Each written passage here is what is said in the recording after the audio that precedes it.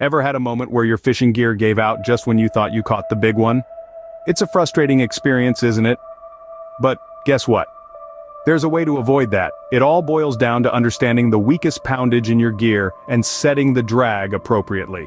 First, let's talk about what poundage means in the context of fishing gear. It's the maximum weight your fishing line, reel, or rod can handle before it risks breaking. So, identifying the weakest poundage means figuring out which part of your gear has the lowest weight limit.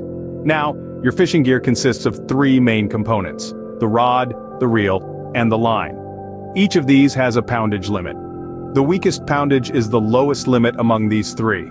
So how do you determine this? Start by checking the specifications of your rod, reel, and line. Manufacturers usually provide this information. If you can't find it, reach out to the manufacturer or do some research online. Once you've identified the weakest poundage, it's time to set the drag.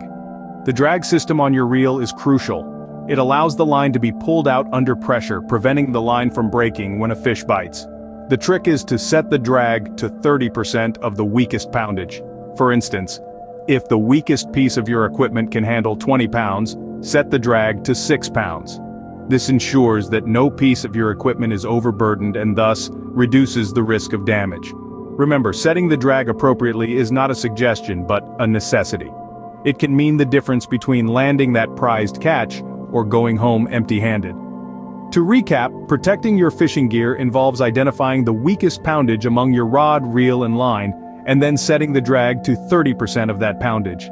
This simple yet effective method can save you from a lot of frustration and keep your equipment in top shape for longer. Understanding and applying these principles shows respect not only for your gear, but also for the art of fishing itself. It ensures a fair game between you and the fish, and ultimately enhances the joy of fishing.